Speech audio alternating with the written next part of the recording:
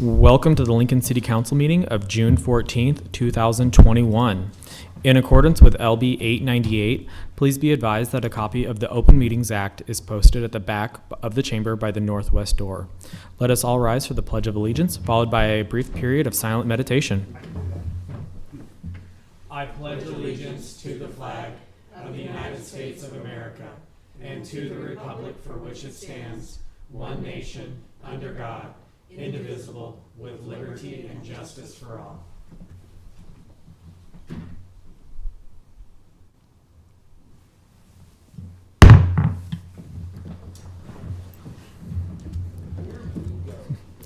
The order of the business of the City Council is as follows. The clerk will call the items listed on the agenda. Under public hearing, anyone wishing to speak on an item should come forward after the clerk reads that item. The council shall require any member of the public desiring to address the council to identify themselves, the name of an organization or group, including an address that you may be representing by such person or group unless the address requirement is waived to protect the security of the individual. The applicant may then make one short rebuttal. Each speaker should begin by stating their name, address, organization, or group, and whether you are speaking in favor of or in opposition to the item. Testimony is limited to 5 minutes per speaker. After all public hearings, the council will vote on resolutions and items listed under third reading. On the second and last Mondays of the month, immediately prior to adjournment, anyone may speak on any issue not on the agenda for that date nor planned for a future agenda. Will the clerk please call the first item of business? Our first item of business for our City Council meeting, June 14th, 2021, is sections 1 and 2. Is there anyone that would wish to provide public comment for items 1 or 2? Good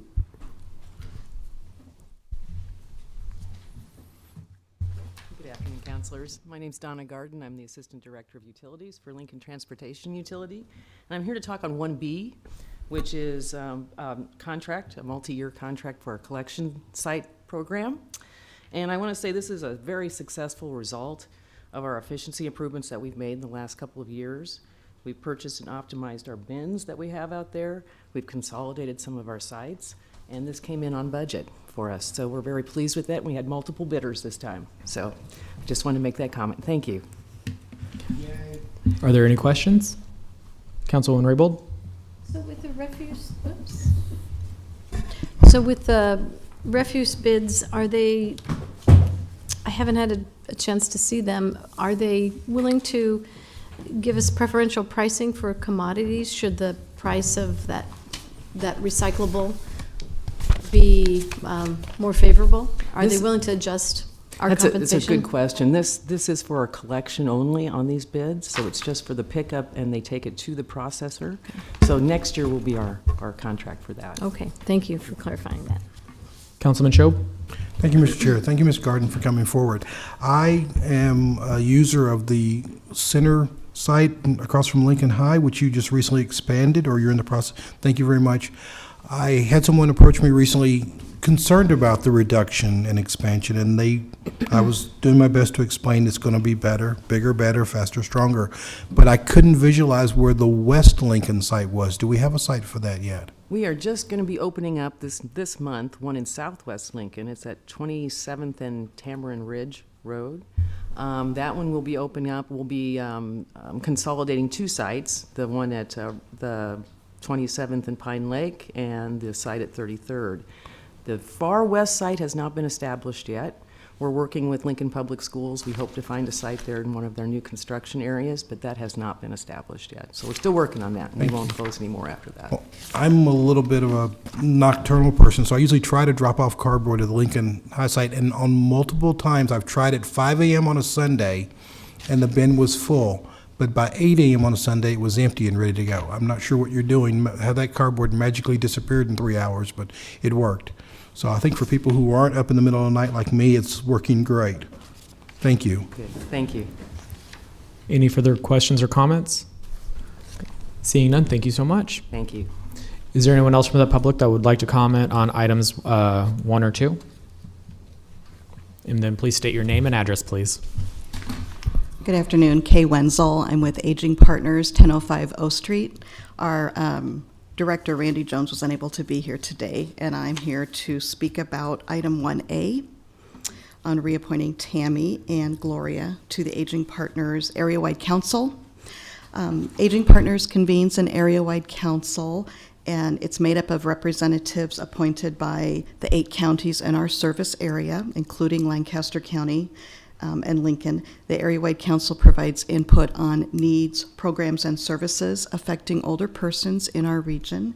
And the advisory council is actually required by DHHS statute in their regulations. We appreciate the reappointment of Tammy Burton-Vicar and Gloria Aaron. Tammy is a licensed medical nutrition therapist, and since a great deal of our programming revolves around home-delivered meals and congregate meals, her vision and view is invaluable to us. She's also a consulting dietitian and has volunteered in other service organizations such as the NAACP, Matt Talbot Kitchen and Outreach, and the People's Health Clinic. And Gloria Aaron, I have been working with her for a couple of years now on the board, on the advisory council, and she's retired from the banking industry and has served on other nonprofit boards such as Big Brothers Big Sisters, is involved in food distribution through First Plymouth Church, and also has served meals for over 10 years at the Gathering Place when they're not under COVID restrictions. So we greatly appreciate these 2 ladies being able to be reappointed to our council. Thank you. Are there any questions? Okay, seeing none, thank you so much. Is there anyone else from the public that would like to speak on items 1 or 2? Okay, seeing none, let's go ahead and move on to voting on the consent items. Item 1A is reappointing Tammy Burton-Vicar and Gloria Aaron to the Aging Partners Area-Wide Advisory Council for terms to expire June 30th, 2024, introduced by Beckius. So moved. Second. Introduced by Beckius, seconded by Raybold. Any discussion? Seeing none, may we please have a roll call? Beckius. Yes. McGinnis. Yes. Raybold. Yes. Schob. Yes. Ward. Yes. Washington. Yes. Bowers. Yes. Motion carried 7-0. Item 1B is approving the award of contract to the low bidder for agreement between City of Lincoln and Husker Refuse Services, LLC for recyclable collection program collection and transportation. Bid number 21-097 for a 2-year term with the option to renew for 3 additional 2-year terms upon mutual agreement by both parties, introduced by Beckius. So moved. Second. Moved and seconded by Councilwoman Washington. Any discussion? Seeing none, may we please have a roll call vote? Raybold. Yes. Ward. Yes. Schob. Yes. McGinnis. Yes. Washington. Yes. Beckius. Yes. Bowers. Yes. Motion carried 7-0. Item 1C is approving a professional services agreement supplement number 1 for environmental services between the city and Olson Inc. for Fletcher Landmark Trail, introduced by Beckius. So moved. Second. Moved and seconded by Councilwoman Raybold. Any discussion? Seeing none, may we please have a roll call vote? Washington. Yes. Ward.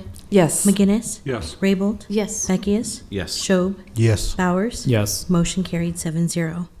Item 1D is approving a professional services agreement supplement number 1 for preliminary engineering services between the city and Olson Inc. for Fletcher Landmark Trail, introduced by Beckius. So moved. Second. Moved and seconded by Councilwoman Raybold. Any discussion? Seeing none, may we please have a roll call vote? Warren. Yes. Beckius. Yes. Raybold. Yes. Washington. Yes. McGinnis. Yes. Schob. Yes. Bowers. Yes. Motion carried 7-0. Items 2A through 2C, introduced by Schob. So moved. Second. Moved and seconded by Councilwoman Washington. Any discussion? Seeing none, may we please have a roll call vote?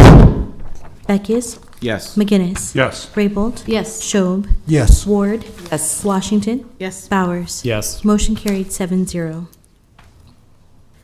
Okay. On to Section 4, our public hearing liquor resolutions. Item 4A is application of Casavo LLC doing business as Napoli's for an addition of an outdoor area measuring 40 feet by 45 feet at 800 Q Street, Suite 100. Is there anyone from the public that wishes to speak on this item? Okay. Seeing none, we would then move into the voting session. Item 4A is application of Casavo LLC doing business as Napoli's for an addition of an outdoor area measuring 40 feet by 45 feet at 800 Q Street, Suite 100, introduced by Shob. Mr. Chair, I move that we approve this item. Moved by Councilman Shob, Second. seconded by Councilwoman Raybold. Any discussion? Seeing none, may we please have a roll call vote? Raybold, Yes. Washington, Yes. Ward, Yes. Shob, Yes. Beckius, Yes. McGinnis. Yes. Bowers. Yes. Motion carried 7-0. We're now in Section 5, our public hearing resolutions. Item 5A is accepting and approving the report of new and pending claims against the city for May 16th through May 31st, 2021. Is there anyone that wishes to speak on this item? Okay, seeing none, we'll move on to the next item. Item 5B is approving an amendment to the mechanical systems permit fee schedule adopted by Resolution A90638 on August 21st, 2017, to add hydronic unit pricing to 3 items. Hi there, Chad Blaha, Building Safety. This is really just kind of a cleanup. The unit price identifiers were inadvertently left off of the fee schedule for the mechanical mechanical permit fees. So this is just cleaning that up. Are there any questions? Councilwoman Washington? Thank you, Director Blaha, for coming forward with this. I was just curious, you answered my first question, why now? And I wanted to know, are these the prices that have been in place for a while, or will these prices be higher than what people have been paying? So no change? Well, it's a little bit more complex. The code that this refers to is the hydronics code, which is a shared code between plumbing and mechanical groups. However, they each have their own fee tables. The fee items for the hydronic items are the same in each table. It's just that in the mechanical table, the unit price identifier was left off. So technically, they've been paying a lot less with the mechanical than they had been. The majority of the work done under the hydronics code is, by a long ways, is under the plumbing section. So this is one that does not get used often, but once we were aware, we felt it important to correct the So the an fix. applicant who had come in under one of them would have been paying like $10 for the whole instead of $10 per foot? Yeah, we were made aware because somebody said, well, you guys realize that all we have to do is take out the mechanical permit instead of the plumbing permit to get a lot cheaper permit. And so we Yeah. were very thankful for somebody pointing that out. So it will, for some of them, they will be paying more than they have There was been. not much of an effect. Like I said, the vast majority of these type of permits come in through the plumbing section, so. Well, I'm glad someone picked Yes. up the wallet and returned it to its rightful owner. Yes. Any further questions? Seeing none, thank you so much. Is there anyone else that wishes to speak on this item? Okay, seeing none, we'll move on to the next item. Item 5C is approving the updated interlocal agreement between the city and Lincoln Public Schools for Lincoln Safe and Successful Kids.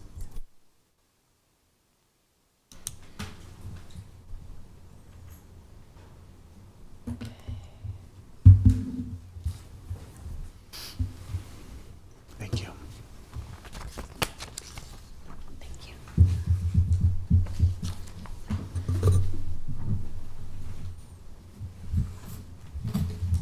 Thanks.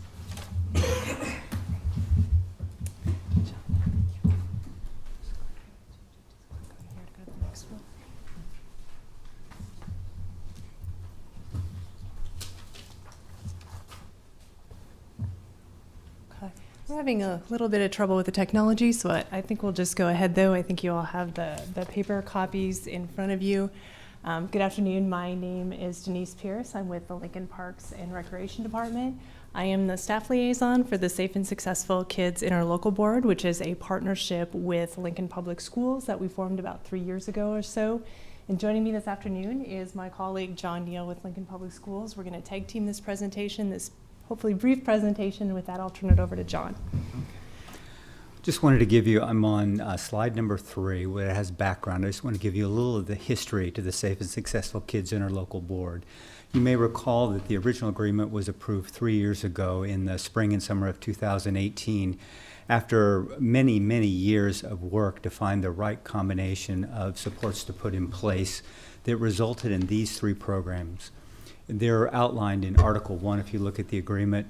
It includes proactive programming, which is support for our CLCs, especially providing the leadership funding necessary to support the growth of 4 CLCs when we started to 29 CLCs now, and they needed that infrastructure as well as additional support for STEM programming at each of the CLCs.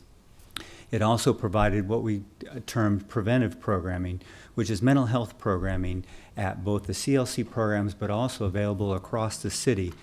And then third would be the protective programming, which included school resource officers as well as threat assessment support at the middle level and threat assessment K through 12.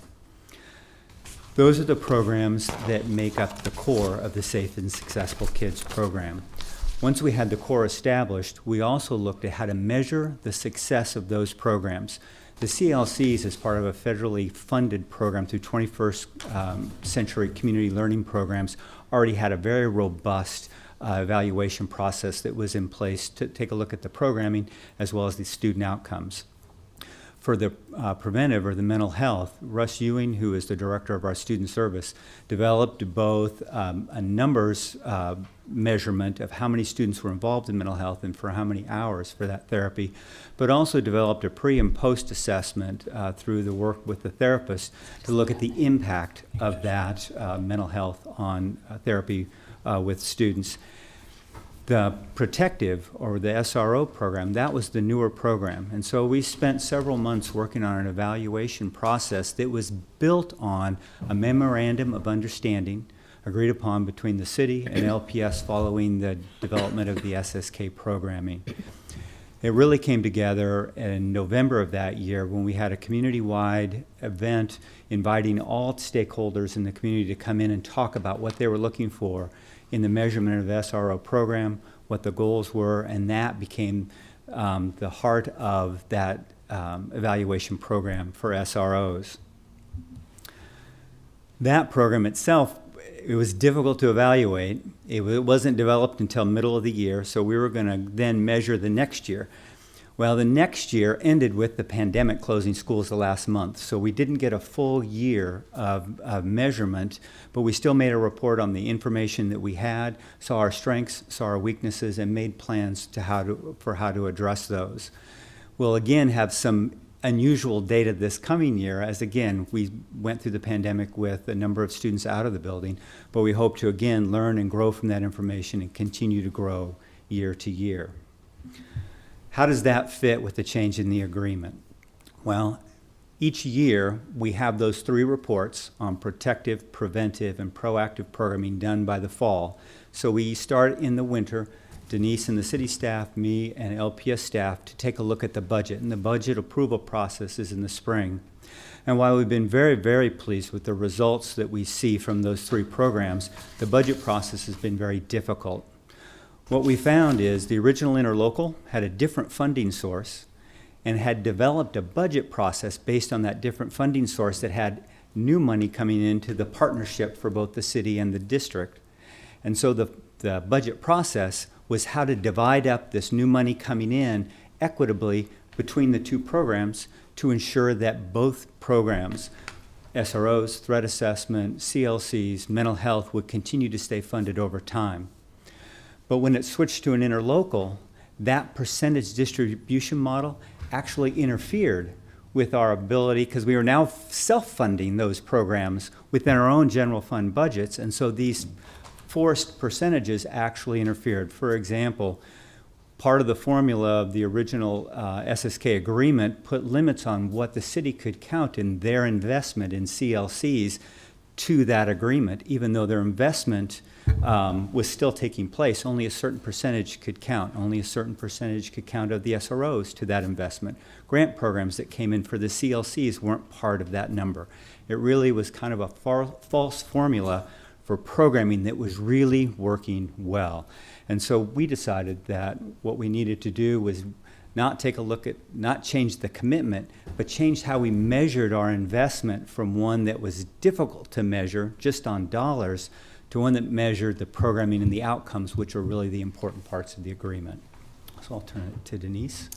Okay, as John said, when we met back in December, we did agree. We agreed that the partnership itself was really working, and we didn't really want to change the fundamental nature of that partnership.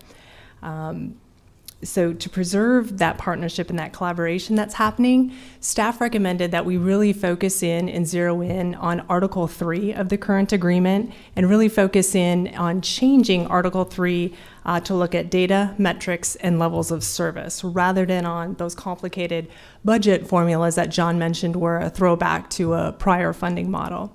So what is looking at data, metrics, and levels of service, what does that mean in practice? How does that translate into the agreement itself?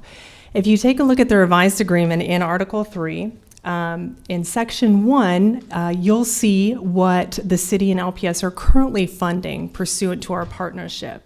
You'll see on the CLC side, the city is serving as the lead agency or as that core service provider at 5 CLC schools, and then we're providing additional grants to support 3 CLC schools.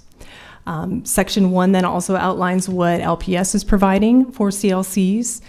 They're putting in funding for CLC leadership, including community outreach positions. They support scholarships for students. They support programming that includes STEAM activities. You'll see in Section 1 there, Section 1, we refer back to Article 1 as well. Rather than repeat everything regarding CLCs that's laid out in Article 1, we just have that cross-reference in Article 3 back to Article 1. So that's that first programmatic area, CLCs. The second programmatic area, mental health. You'll see that LPS invests in a social worker as well as contractual mental health services for our CLC students and their families. And then on the law enforcement side, that third programmatic area that John mentioned, the city and LPS will continue to share the cost of 12 school resource officers or SROs, as well as a threat assessment officer. Now, John mentioned a little bit earlier that the original interlocal agreement, the current one that's in place right now, spoke only to the 6 middle school SROs. Those were the 6 that were added as a part of the 2018 work that we did together. But because that separate memorandum of understanding that outlines the program goals, because that applies to all 12 SROs, we thought it made sense to roll all 12 SROs into this agreement as well. So you'll see that mentioned in Section 1 as well. So again, Section 1 is outlining which each side is providing in each of those 3 programmatic areas. It then says that both the city and LPS intend to continue providing those services at the current level or higher. And then Section 2 goes on to say that both the city and LPS will use their best efforts to maintain these services at the current levels or higher going forward. Section 2 of Article 3 also, as you look at, I'm going to point to the last sentences. If there is an issue where either the city or LPS needs to decrease its financial commitment, they've agreed to meet and confer through this agreement. The previous agreement, the original agreement, didn't provide the option if a reduction in commitment needed to take place. This allows that flexibility if that should happen, but it requires the meet and confer between both participants to make a plan together. We don't anticipate any change, but this provides the flexibility if that should happen. And then finally, I'd like to point to Section 3, Article 3. This language speaks to the role of the SSK board. Originally, there were 5 meetings per year, 3 meetings, 1 each, to listen to reports on the programming. So protective, preventive, and proactive each had its own meeting dedicated to looking at the programs and the outcomes and answering questions from the board, and then 2 meetings on budget. This agreement would keep the 3 meetings on each of the programs and leave it up to the board to decide what additional meetings needed to take place. So the SSK would meet those 3 times for those 3 meetings, and then the board itself would determine what additional meetings, if any, would need to take place.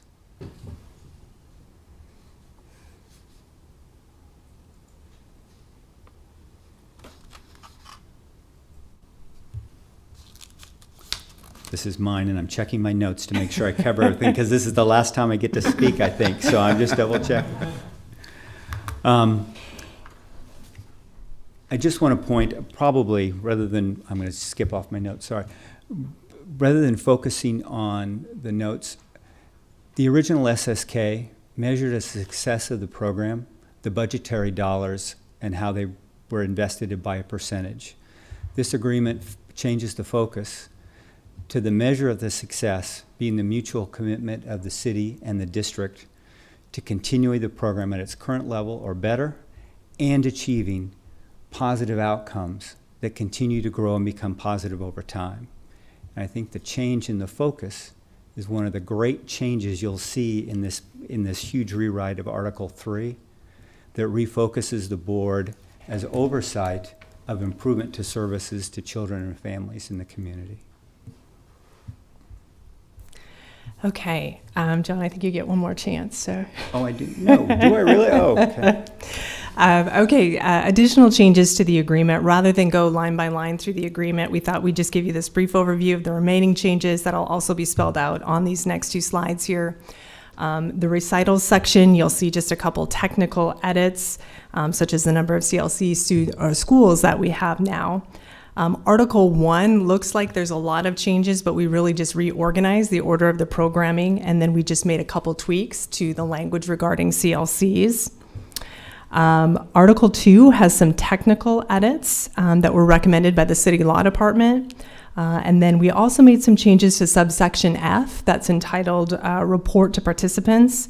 And those changes reflect the agreement's new focus then on levels of service rather than those budgetary formulas. Article 3 we've already talked about. That's where you're going to see the significant changes to the agreement.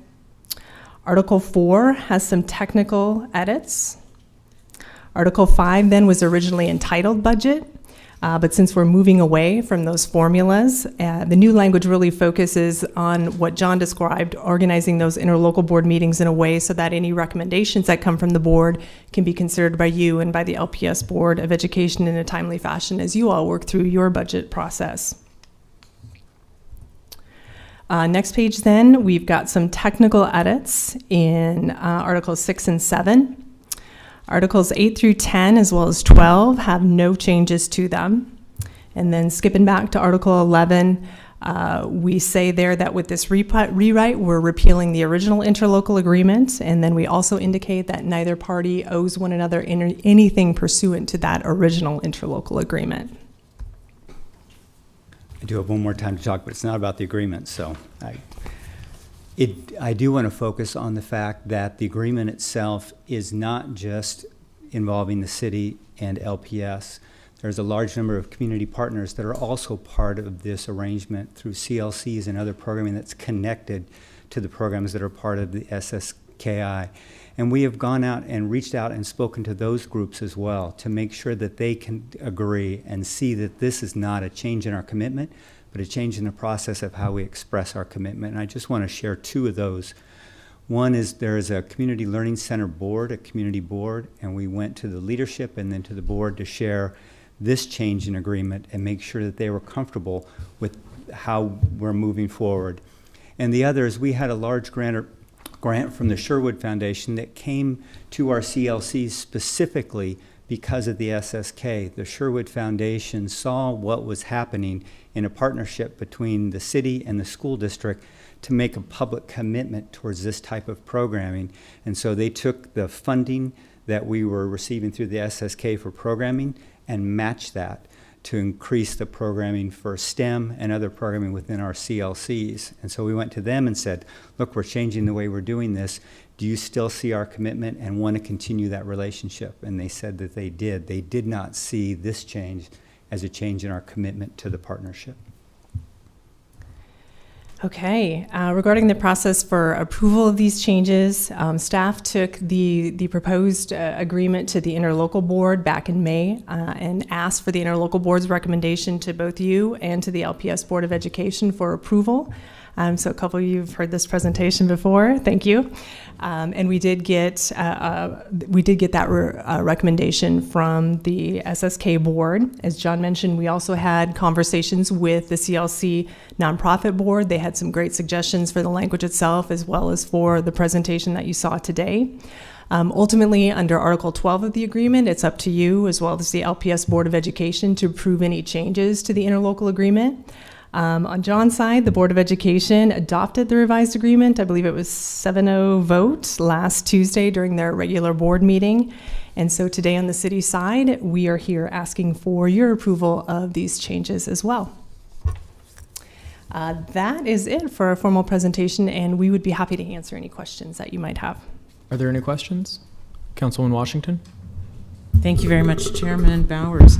Thank you for coming forward and actually doing a fantastic presentation. You answered some of the questions that I had here on this, as I was making some notes. But I had just a couple of other clarifying questions for myself.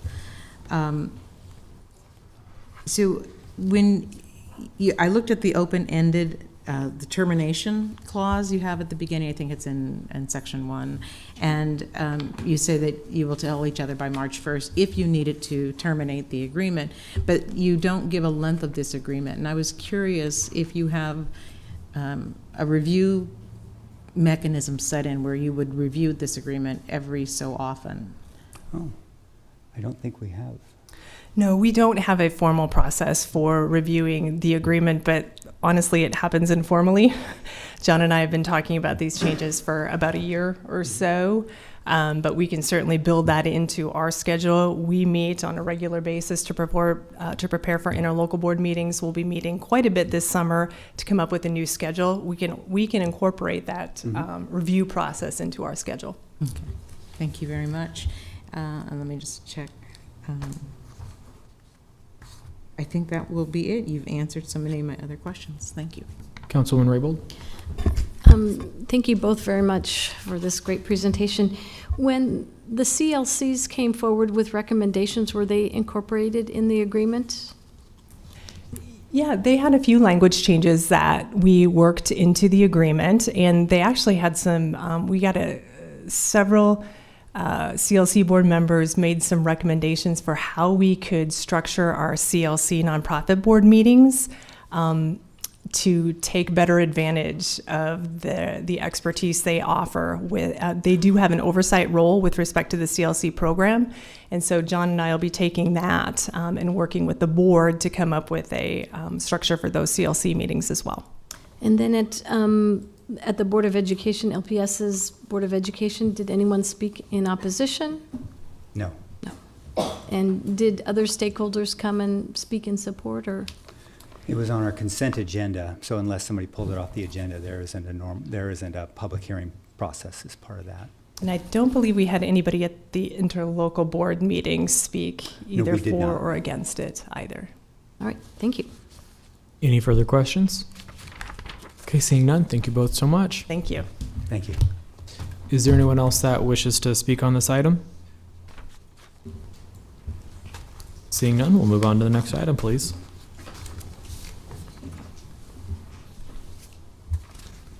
Item 5D is Comprehensive Plan Conformance 21011, application of the Urban Development Director to review as to conformance with the 2040 Lincoln-Lancaster County Comprehensive Plan, a proposed new Meadow Lane Shopping Center redevelopment plan to focus on exterior enhancements of the Meadow Lane Shopping Center generally located at northeast corner of 70th and Vine Streets. Good afternoon, Dan Marvin, Urban Development, 555 South 10th Street. I'm here to talk about the Meadow Lane Shopping. Previously, we've been before you to work on the blight study that was before this body just a couple of weeks ago. What you have before you today is the plan amendment. So just let me go through the steps that are involved with the tax increment financing. First, we have to approve a blight study. The blight study does not technically allow the use of tax increment financing. You need a plan, a redevelopment plan, and then what you have before you is an adoption of a plan amendment to the Meadow Lane redevelopment plan. After that, what we have on first reading of this week for next week would be a discussion of the redevelopment agreement, which allocates the sources and uses of that tax increment financing. I put this up here because article from the 10th identifies that people don't like the word blight, and I think we all are in agreement that we don't like the word blight. But in this particular case, what we're trying to do is address a shopping area that has gotten older and needs a refresh, much like we did with the Piedmont Shopping Center. We felt that was very successful. A couple of changes that I would bring to your attention. Within the agreement that you have here today, it has outlined this area as an area where tax increment financing can be used. Those would be the sidewalks and roadways. Some of the people that came before to express concerns about this particular project were concerned about the gas station and the impact that that might have for higher density housing on that corner. What you will see in the redevelopment agreement that is before you on first reading, but we'll come and talk about next week, is we've carved out the gas station to make it very clear to the public, but that we're not addressing an apartment complex in this area. The vast majority of the funds will either be spent on enhancing the sidewalks that serve that community or within the area for facade improvements for that particular project. With me today is Ann Post and a representative from Hampton, and I think that they'd be like to be able to come forward and speak too, but I'm happy to answer any questions. Are there any questions for Director Marvin? No. Okay, seeing none, thank you so much.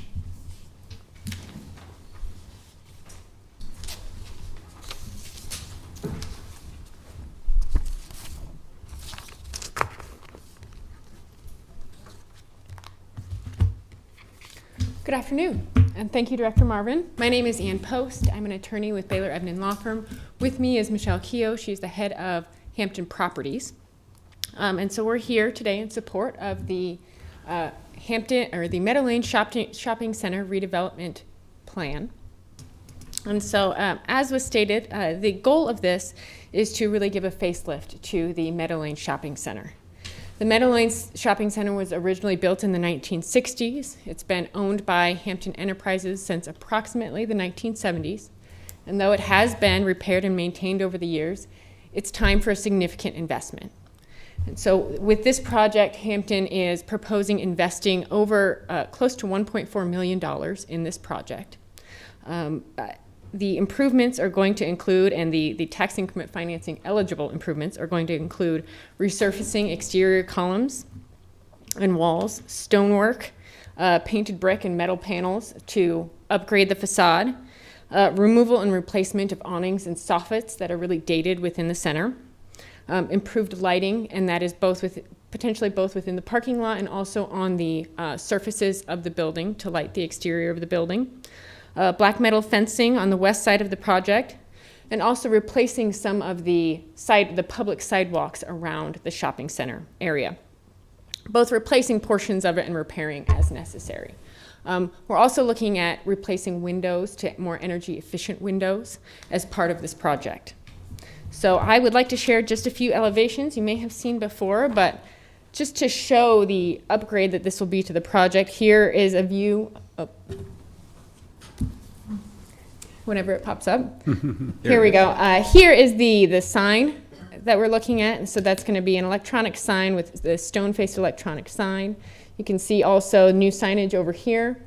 We have the new parapets over here, along with new windows and the stone-faced columns. So we think that it will really provide a much more modern-looking center, a real upgrade to what's there today. And so with this project, again, there are no apartments included with this project, but with this project, what we're hoping to do is to really invest in this shopping center, to invest in the Meadow Lane community, to invest to keep the tenants that are there, and make sure that the shopping center stays full and continues to be an asset both to the Meadow Lane community and to Lincoln as a whole. So with that, I am happy to answer any questions you might have. Are there any questions at this time? Councilwoman Washington? Good afternoon, and thank you. During the Planning Commission meeting, a question was raised by Ms. Kaur, and she wanted confirmation on the sidewalk in front of the gas station, whether or not it would be repaired. I think you replied you thought so, but you check. Yes. Okay. So the plan is to to replace the sidewalk along 70th Street and then also on the sidewalks along X and Vine to make repairs as necessary. All right, thank you. Thank you. Any further questions? Councilman Shope? It's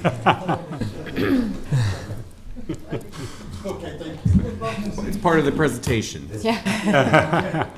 Any It's a stand post, right? any further questions? Thank you so much. Thank you. Is there anyone else from the public that would like to testify on this item?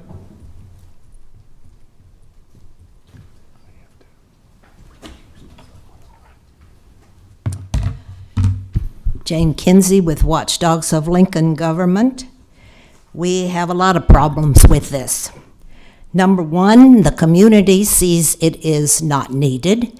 So to say that they're investing for the community is not correct. The apartments, if they're going to put those in there, which is probably the ultimate plan, it's already overbuilt in Lincoln. And there's no need for that. And I think Hampton is the developer, and they couldn't wait. Originally, when they brought this up, was for 15 years of the TIF, and now they want 20 years, which gives them an advantage. We have a lot of problems with the TIF. The legislation does not include enhancements. The legislation, as written, required that there be a proof that it would not be done without the help of the TIF. And that continues to be abused in Lincoln and also in Omaha. The legislature hasn't come to do anything about that. They have focused on other things. But they need to be lobbied because this is not in the taxpayers' interest, and approving this is not in the taxpayers' interest. It's simply a way to get TIF money and in some way try to justify that the community really wants this, which they've said they do not. So we are against this being passed. Thank you, Ms. Kinsey. Is there anyone else that wishes to testify on this item? Ms. Post, would you like to provide a rebuttal? If you don't mind. Or Director Marvin? Let's get a clarification here. This will not be 20-year TIF because this area was not identified as extremely blighted. So this is standard tax increment financing for 15 years. The other thing is we have someone on staff to ensure that what we talk about in urban development is paying for the delta. You know, and the delta means there are design standards within the city of Lincoln. Those design standards must be met when you build a building. So when you go above and beyond, can you participate and get reimbursed through tax increment financing for those elements that go above and beyond? That's what we call the delta. And we monitor that. We work with the project developer, but we don't pay for standard. We pay for above and beyond, which is what we think are improvements for the neighborhood. And I did put the editorial up on there. The editorial did conclude that TIF is really a development tool that we have within the community. It's our only development tool. It's one that we'll continue to be able to use, and we feel quite good working up in the Meadow Lane Center trying to help reinvigorate and enliven a neighborhood center that we think is very valuable for that neighborhood. Are there any questions or follow-ups for Director Marvin? Okay, thank you so much. Ms. Post, as the applicant, would you like to provide a rebuttal? Yes, thank you. Again, Ann Post. I would just like to provide that, initially when this project first started coming before public bodies, started the process, we did receive some pushback from the Meadow Lane community. We think a lot of that came from misinformation. At that point, there was the idea that there was going to be large apartment buildings with a large number of units a part of this project. As Director Marvin already made clear, there are no apartment buildings that are going to be a part of this project. It is completely and solely just to invest in upgrading the Meadow Lane Shopping Center. And also, when we became aware of that there was, that the neighborhood needed more information about that, at that point we worked with the planning department to disseminate information to anyone who reached out to them. We sent out our own letter to anyone who we knew needed more information on the project. We also, thankfully, the Meadow Lane Board of Directors was, the Meadow Lane Neighborhood Association Board of Directors was willing to invite us to come to one of their meetings. So we were able to attend one of those to provide information about what was a part of this project and wasn't. I will say, I sincerely appreciated them inviting us to do that. And at that point, we did actually have a few individuals who let us know that based on that information, they were no longer opposed to this project. They really thought that this project would benefit the area. And so there, since it came to our attention that there was some opposition to this project, we did everything we could to communicate. And since that, we haven't received any more pushback on this project. But thank you. Are there any questions? Are there any questions for Ms. Post? Thank you so much. Great. Now that we've had the introduction, the public hearing, and the rebuttal, we will then move on to the next item, please.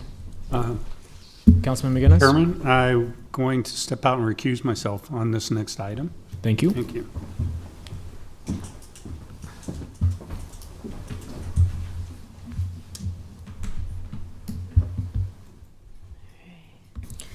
Item 5E is approval of amendment number 5 to the Waterford Estates Conditional Annexation and Zoning Agreement between the City, Waterford Estates, LLC, Ridge Development Company, Southview, Inc., Developments Unlimited, LLP, and Northern Lights, LLC, related to construction and funding of a roundabout at the intersections of North 104th and Holdridge Street.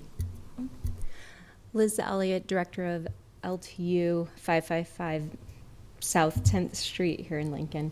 This is another one of our Lincoln on the Move projects that did come in over our original estimates. We did have to work with the developer to figure out how we were going to come up with some additional monies. Thankfully, there was additional funds with the impact fees, so that covered some of it, but we did also add some additional Lincoln on the Move funds of approximately $225,000.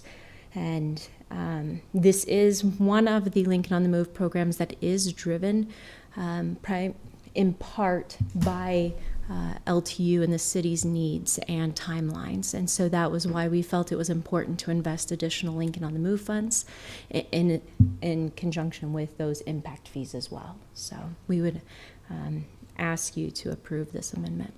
Are there any questions for Director Elliott? No. Thank you so much. Thank you. Thank you. Is there anyone here that would like to speak on this item? Okay, seeing none, we will move on to the voting session of these resolutions. Councilman Raybould, will you please get Councilman McGinnis? Thank you.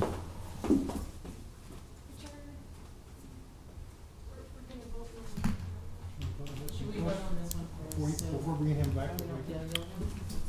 That's a... Can you hold on? We're going to vote on yours first. Oh, okay. Okay. Perfect. Good idea.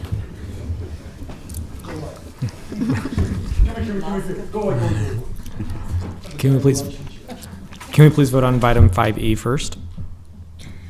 Item 5E is approval of amendment number 5 to the Waterford Estates Conditional Annexation and Zoning Agreement between the City Waterford Estates LLC, Ridge Development Company, Southview Inc., Developments Unlimited LLP, and the Northern Lights LLC related to construction and funding of a roundabout at the intersections of North 104th and Holdridge Streets, introduced by Beckius. So moved.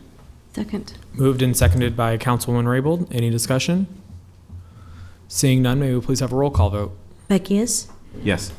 Raybold, Yes. Schob, Yes. Ward, Yes. Washington, Yes. Bowers. Yes. Motion carried 6-0. With the return of our esteemed Councilman McGinnis, we will go back to voting on 5A through D. Item 5A is accepting and approving the report of new and pending claims against the city for May 16th through May 31st, 2021, introduced by Beckius. So moved. Second. Moved and seconded by Councilman McGinnis. Any discussion? Seeing, no, Councilman McGinnis? Yeah, I have a quick question. Was the item that was before us at the last meeting that we said would be delayed? Is that part of this, or do you know, Counselor? Oh, For Mr., is it, Mr. Perney? it's going to be Pearny? 2 weeks, I think. It's 2 weeks. I thought there was. Okay. Monty Christie, City Attorney, 545 South 10th. I believe that should be on the 28th, the item that you're Okay. referring to. Okay, so it's not on part of this. It is not on this. Okay. Thank you. Any further questions or discussion? Okay, seeing none, may we please have a roll call vote? Beckius, Yes. McGinnis, Yes. Raybold, yes. Schob, Yes. Ward, Yes. Washington, Yes. Bowers. Yes. Motion carried 7-0. Item 5B is approving an amendment to the mechanical system permit fee schedule adopted by Resolution A90638 on August 21st, 2017, to add hydronic unit pricing to 3 items, introduced by Beckius. So moved. Second. Moved and seconded by Councilwoman Washington. Any discussion? Seeing none, may we please have a roll call vote? McGinnis, Yes. Ward, Yes. Raybold, Yes. Washington, Yes. Schob, Yes. Beckius, Yes. Bowers. Yes. Motion carried 7-0. Item 5C is approving the updated interlocal agreement between the city and Lincoln Public Schools for Lincoln's Safe and Successful Kids, introduced by Beckius. So moved. Second. Moved and seconded by Raybold. Any discussion? Councilman Schob. Councilman McGinnis was going to, yeah, we both represent you at that board, and this is an improvement to an existing agreement. The agreement has been successful. We've helped children in the school systems, both in the after-school programs with the CLCs, some preschool programs with the CLCs, early morning, and some of the preventative measures have also been helpful.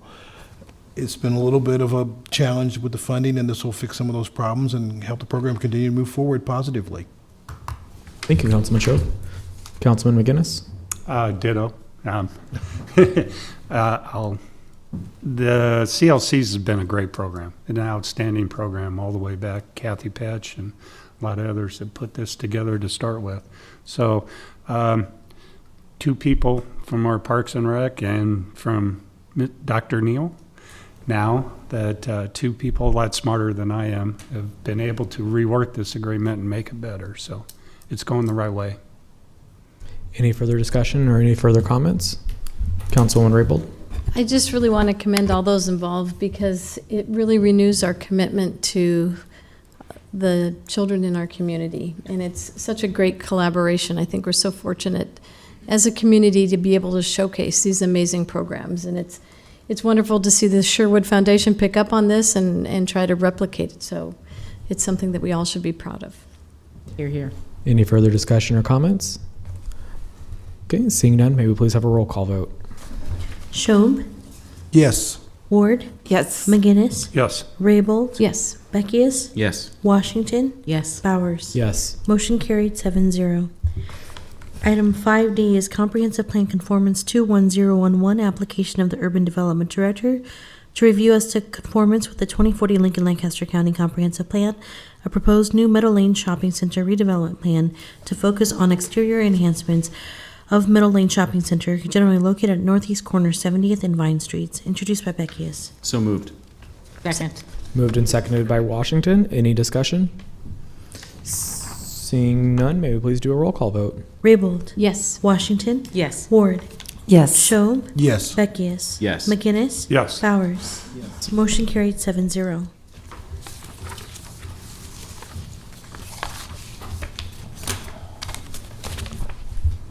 Our next section is Section 6, our public hearing ordinances, second reading and related resolutions.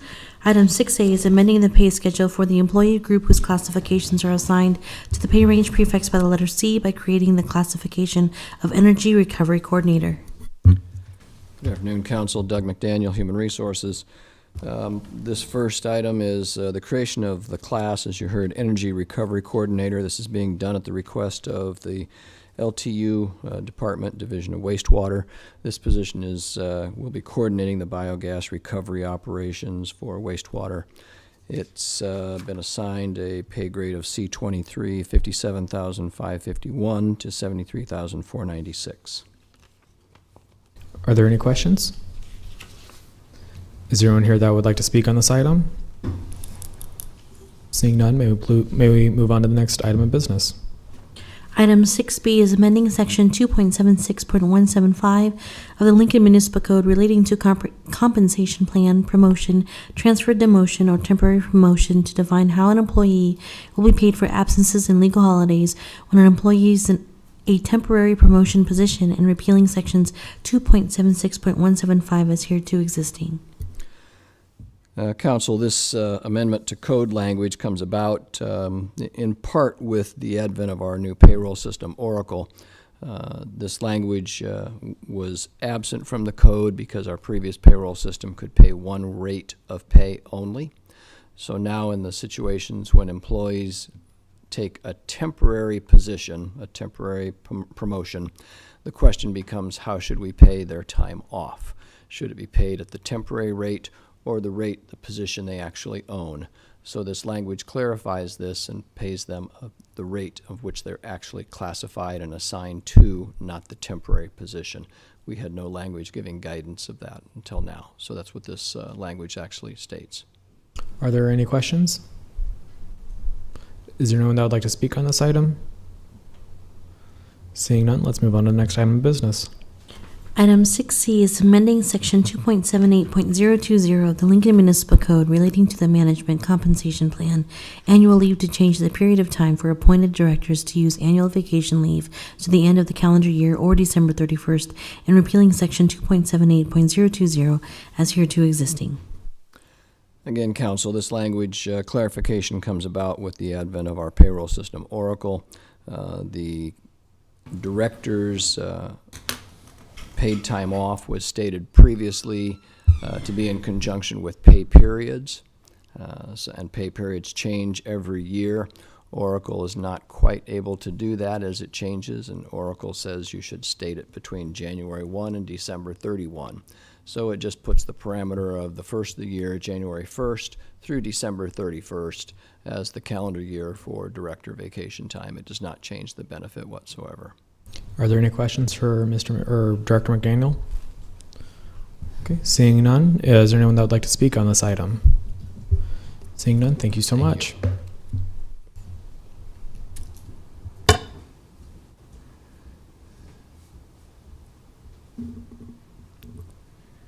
I'll call items 6D and 6E together. Change of zone 21011, application of Southwest Folsom Development, LLC from AG Agriculture District to R3 Residential District, and the relating development and unconditional zoning agreement between the City and Southwest Folsom Development, LLC to change approximately 63 acres from AG Agriculture to R3 Residential District on property generally located at 420 South 84th Street.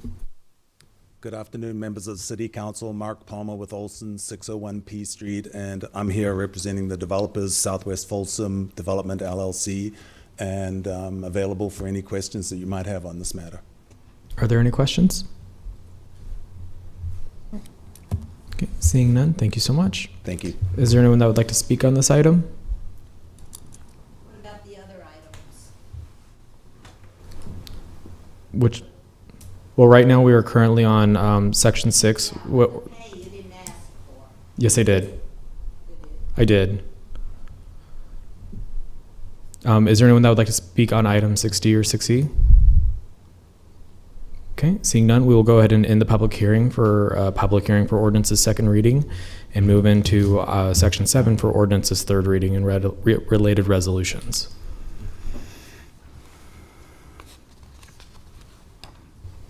Item 7A is approving an agreement for tower space and appurtenances between the city and New Singular Wireless PC LLC to occupy and use certain city-owned parcel of real property and tower generally located at 2201 South 84th Street, introduced by Ward.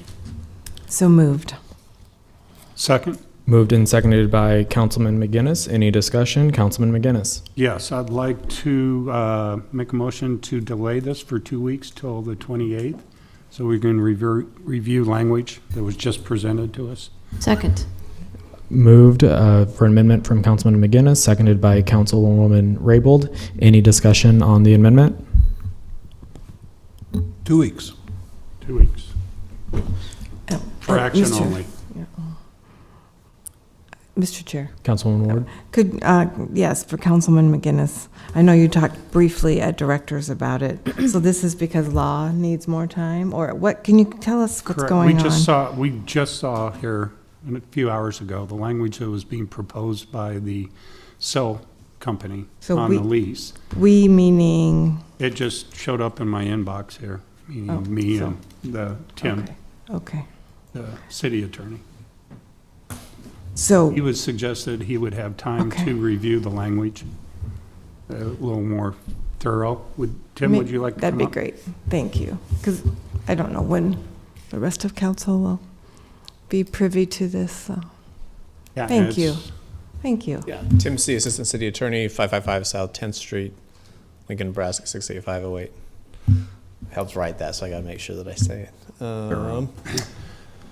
Yeah, we just got the language back late Friday. I was at an eye appointment, so I didn't get that kicked out as quickly as I could have. But there's just some language that's been proposed by AT&T that we need to get through and get a grasp on the full ramifications of what it might mean.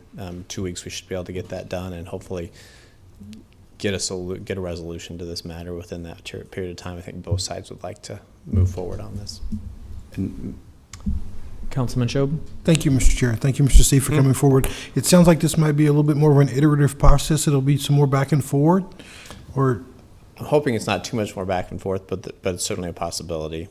We just got this language, like I say, late last Friday, and they've got a team they've got to work through. I mean, you can imagine it goes up a few steps, so hopefully there'll be some iterative process, but hopefully it's somewhat limited. I think, as Councilwoman Ward was saying, often we get last-minute changes, and we'd like some more time to review these things. While I believe in you, and I believe in Councilman McGinnis and Councilman Ward, it would be nice if we could see.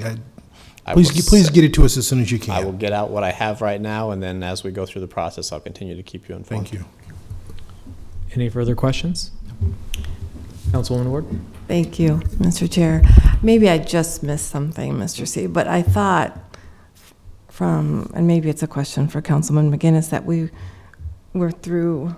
had worked through this and that it was going to be operational dollars and we were going to vote today. And then during directors, you asked for a delay. So I'm not asking you to reveal anything that's not appropriate. I'm just talking procedure to one of you. I can take that question. Good, okay. That'd be great. As I said, this is a team on their end and a team on our end, and so we sent the request last Tuesday after council had delayed the matter, indicating there were some concerns with one of the provisions. We got their response back late Friday. Again, I happened to be out of the office at that time, so this is where we are. Haven't had much time to really sort through it, but it's also a one-issue response, so it's not as though we're renegotiating 30 pages here. We're trying to get through one paragraph and figure out how to massage this agreement and get it to a point where both sides are satisfied with it. hope that didn't. No, I appreciate that. I just don't know how much is appropriate for council to weigh in before we vote on this. I'm happy to take calls. I'd rather not negotiate it in front of the. No, whole I world understand. Right here. Or on email. Thank you. And that's why Yep. I'm asking Yeah. the question. Yep. Thank you very much. Feel free to call if you have specific questions about the language or anything like that. And again, I'll send out the language that we got to everybody. Any further discussion or questions? No. Seeing none, thank you so much. Thank you. Any further discussions or questions on the amendment presented by Councilman McGinnis? Not seeing any. May we please have a roll call vote on Councilman McGinnis's amendment? Just motion. Oh, motion. Motion to delay, 2 weeks. 2 weeks. Action on. Delay, yeah, or extend, yeah.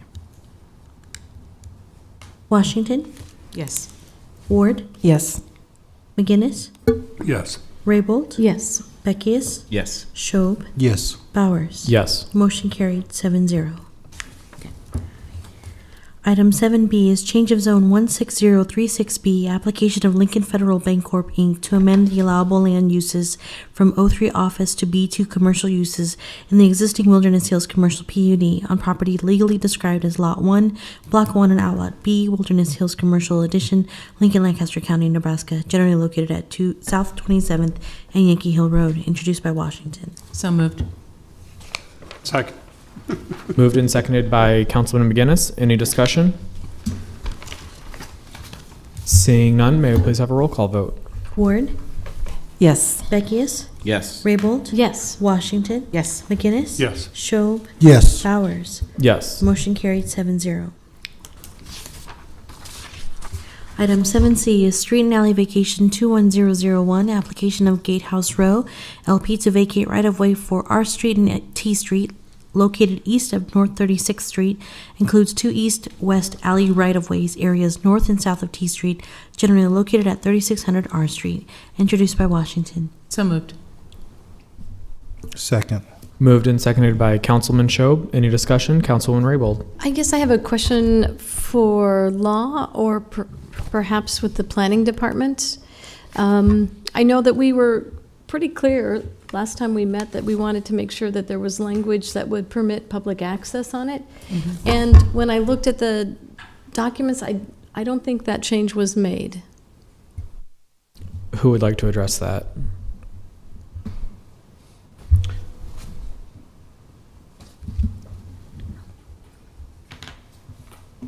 Abby Luttrell from the Law Department, and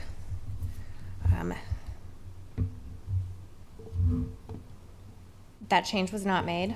The request, I guess, did not make it, or I did not perceive it to be a request. I can make that change to the ordinance. Nothing, the ordinance just vacates the property. There's no conveyance, but we can certainly add a line that says city shall may retain a public access easement over the vacated property.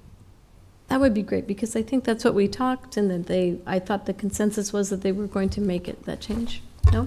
I remember the conversation too, Councilwoman Raybold, but I want to and I think that the developer had said, I hear you, I hear that you want that change, and that change will come forward in the redevelopment agreement. If we make the, I don't have a problem with making the change. Oh my goodness, in this, at this point, but I don't want it over each of the vacated sections, because we were only talking about the, of R Street, I think, not T. Okay. So I would want that to be clear. Councilman McGinnis? Yeah, I agree with you. I think that it should be addressed probably in the redevelopment agreement. Okay. At that point, we can ask for easement. The developer may want to do something with part of that vacated right-of-way, build on it or something, so giving an access, public access easement over the whole vacated street might be a thing. It would be better if they would work it out in the redevelopment agreement, if we give that direction to urban development.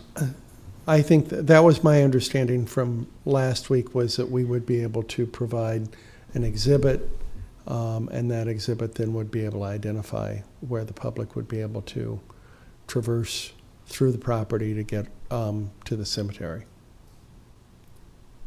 So just, I want to make sure we have the process clear. The vacation ordinance essentially makes that property able for the city to sell it, because we can't sell right of way unless it's been vacated. So that's what the ordinance does. And the ordinance usually says you may sell it to these people. And you should retain easements as needed. We'll lay out which easements you have. And then we do a deed that actually conveys that property. So I just want to make sure that we are, because it's possible, anything is possible at this point, that the redevelopment project doesn't go forward and there is no redevelopment agreement. I don't expect that that would happen, but this vacation ordinance would still be there directing the city to convey the property to the people in the ordinance. So, yes, Councilwoman. So could we, Councilman Washington? thank you, Mr. Chairman. So could we add language to this ordinance that is a little open-ended, that says the city should retain public easement as necessary, or as necessary, instead of making it a public easement over each of the vacated streets and alleys, because we're only looking at some kind of public easement that gives the public access to the cemetery. Yes, if that's your intent. I don't want to hone or No, hem anybody I think in. that was the intent of the discussion, that they were going to make sure that public Yeah. access is there. And I thought it would be appropriate, because a street vacation is pretty clear that it becomes private property. And I think in this case, there were several, this is more than just one street, it's several kind of small parts, and some of them never were actually streets. They were platted as streets, but if you looked at it, it would look like somebody's yard. so would it be more appropriate, and I'm looking to legal, to just request a week delay on this to tidy up the language a little bit, to create that openness or flexibility, but also maintain the intent of accessibility? I think Councilman Shope has a comment or a question first. Thank you, Mr. Chair. Thank you all involved. Ms. Luttrell, I thought you said this was more of a two-step process. This is the vacation, so we can authorize the sale, and then we'll come back later, and at that point, we could put any restrictions or, did I misunderstand that? Since there's so many tracks, if we just did it on all of them now, we'd be overkill. That's the wrong phrase. I should have used a different phrase. Over legislating, yeah. Well, the way that the vacation ordinance reads right now, it says pursuant to this chapter. And do we maintain easements even after we vacate? The city of Lincoln shall reserve for itself a permanent storm sewer drainage easement over the entire width. And so the only thing that this ordinance authorizes us to withhold when we convey it is the storm sewer easement. So we need to add another line that allows us to withhold a pedestrian easement. Or will we get another shot at that later? No, we need it now. Now's the time to do it. But And I I think the wouldn't, discussion was on is it R Street or? I thought believe last it was week's ours. discussion was I more of a think it's ours. negotiation than any real instructions. It was, we offered it to the neighbors, they said no, so we pulled it back by the developer, and then it never was a commitment, it was kind of a rebuttal saying, no, I don't want to do that. I think I replied last week, you're now dealing with the council, not the neighborhood, and I'd like this, we'd like this. So I think we were clear that we would like to see that retained, and so I guess I toss it back to legal. You're the ones, if it has to come during this process, I think we should delay it a week so that we can get the process straightened out in the language that, meets our intent. yes. Director Marvin, Yes. would the developer, I know the developer has a site plan in mind and what have you. Do they have a delineated area that you may know of that they would feel comfortable granting said easement in a quick fashion in order to make our agreement here work? Well, I do think it's the old roadway into The cemetery. into the cemetery is the area that's going to remain unbuilt. So that would be an area that I think would be available as an access for pedestrians to walk through. I know in previous iterations of what we've talked about was that there would be a trail on the east side of this property, and that trail, it was anticipated, would have tax increment financing paying for it, in which case I knew there'd be an easement on Public that. access easement at that point. On the that redevelopment particular agreement, point too. So that was one thought that I had of being able to accomplish this, would be to include it in the redevelopment agreement, where we would pay for pathways for the pedestrians to walk through using tax increment financing, which would then leave it open to the public. Or we could explore putting a pedestrian easement on our street. I think it's our street, which is the brick roadway that goes into the development. It sounds like that's Either desired prior to pathway, I conveyance think. of the property, that easement being in place. So those are two ways that could accomplish it. Again, I would say just the risk is that Development doesn't go forward. if the development doesn't go forward, this is what the direction of the city council is that it is vacated and you may sell it to.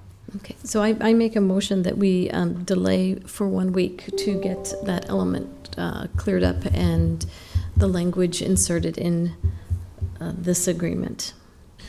Motion to delay by Councilwoman Raybold, seconded by Councilwoman Washington. Any discussion on a motion to delay? Okay. Seeing none, may we please have a roll call vote? Beckius, Yes. McGinnis, Yes. Raybold, Yes. Schob, Yes. Ward, Yes. Washington, Yes. Bowers. Yes. Motion carried 7-0. So that'll get delayed for a week. So let's move on to the next item of business, please. Item 7D is text amendment 21002, request of Planning Department Director to amend Lincoln Municipal Code sections 27.02.090 and 27.02.200 to make explicit that hotels or motels are a commercial use and to define short-term rental, amending sections 27.06.070 household living use group table to add short-term rentals as a conditional use in certain districts, and amending 27.62.040 household living use group to add conditions required for short-term rentals, and repealing sections 27.02.090, 27.02.200, 27.06070, and 27.62.040 as hereto existing.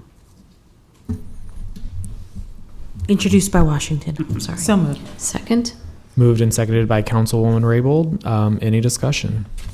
Councilman McGinnis. Yes, I would like to make a motion on 21-50 and to remove and to amend the bill by striking the language on the ordinance introduced on May 25th, found on page 11, lines 9 through 16. Second. Moved and seconded by Councilman Beckius. Any discussion on the motion to amend? Councilman McGinnis. Yeah, real quick, what I would like to do is this would be removing the 600-foot spacing requirement throughout the city, and this would allow people to have these next door to each other as such. I've heard of people that wanted to take a duplex and then be able to have 2 units next door, which you couldn't do before with the 600 spacing in this. The other part of this is if any of them become a nuisance or such, it does read in the bill itself that they will, there is a process for revoking the license. So if we get too many of these in a neighborhood or any of them become a nuisance as a problem, we have the option to remove their licenses at the will of, and it would probably be the Building and Safety Department that would be able to do that. Also, I'm also like to propose, and it doesn't need to be written out, that we have a review period of this, an extensive review period after 1 year. Planning and Building and Safety will come to us, and we can discuss this rule and other rules. Councilwoman Raybold? Well, I want to thank Councilman McGinnis for coming up with some of these solutions that he's proposing. And I am going to support this because we heard last week testimony from different groups saying that, wait a minute, Legislative Bill 57 does not give the municipality the right to make these changes. And I want to say before everybody, oh yes it does, it certainly does. It's in section 6, ABC, where it says a municipality shall apply an ordinance or other regulation regulating land use to a short-term rental in the same manner as any other similar property. An ordinance or other regulation described by this subsection includes residential use and other zoning matters, noise and other nuisances, and property maintenance. And we do have the authority to come up with rules and regulations that impact our municipality. And to further, Councilman McGinnis also said that we have the right to revoke these licenses. And it's very clear in the following measures that we're going to be voting on. It says the building official may revoke any license issued under this article if the licensed premises is the subject of 3 or more verified complaints of noise or other disturbance in the course of 1 calendar year. So the license itself is only for 1 year. So if there are disturbances and complaints, their license will be revoked. And it also must satisfy minimum health and safety requirements of the building official and if the licensed premises are otherwise determined to be uninhabitable. So they have a maintenance requirement and expectation of granting this license. So I feel very comfortable that any type of license like this can be revoked. And like Councilman McGinnis said, we are going to watch this very carefully over this year. We're going to reassess and reevaluate after 1 year. I feel that we have full authority based on Legislative Bill 57 to make any and all necessary changes if we find that there are way too many disturbances to the neighborhoods. So I am going to support this change. Councilwoman Ward? Thank you, Mr. Chair. I will not be supporting this amendment regarding the minimum spacing of 600 feet. Here's why. There's a few reasons. Last week we did hear from people as outlined by Councilwoman Raybold. What I didn't bring to your attention last week, and I think all of us received a letter from the Near South Neighborhood Association who voted to support this ordinance before us, and for 2 specific reasons. They do support the minimum spacing of 600 feet between STRs.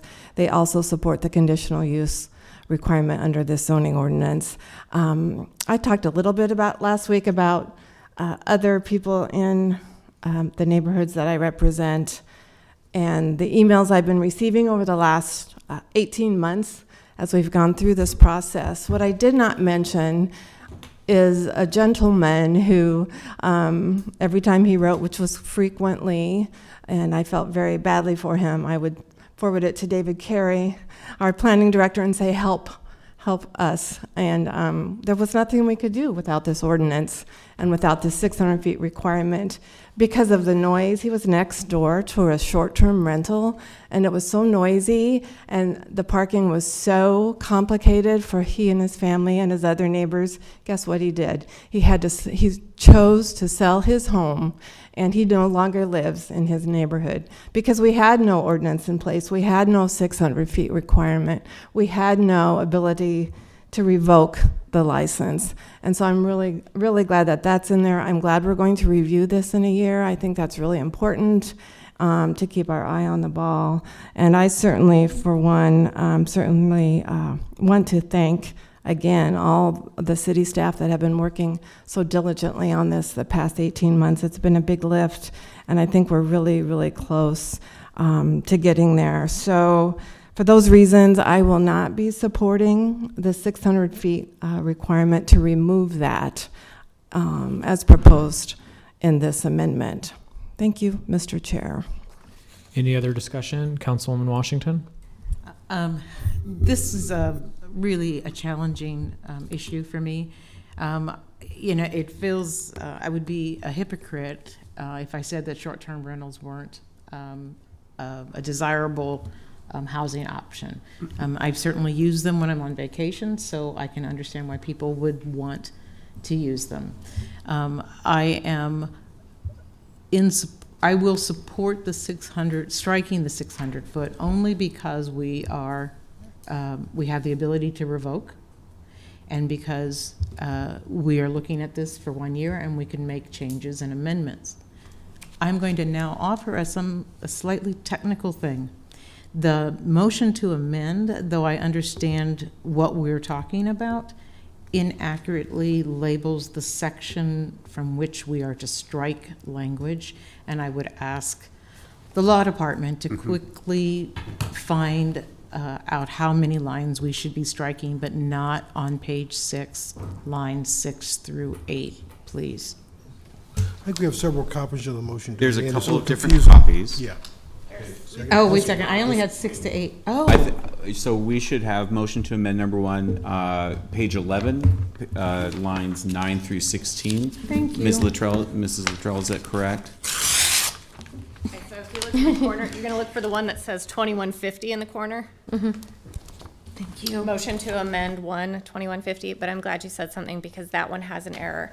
So it says page 11, lines 9 through 16. It should be page 11, lines 9 through 21. See that? So I have two, as much as, this is motion to amend to, yep. 20. Say the page, the lines again, please, Ms. So Luttrell. this is Bill 2150, motion to strike, page 11, lines 9 through 21. 21. Councilman McGinnis, would you be willing to Yeah, I'd make like that? I accept that as a change to the motion. Perfect. And then we don't need to vote on that since you're making that. Seconded. You did. Mr. Beckis. I did, and I will accept that. Okay. Okay. This is the motion to strike the 600 feet. Yes. Correct. Any, Councilman Shob? I'd like to ask the question, Mr. Curry, if he'll yield to a question. I used a legislative term then. Yeah.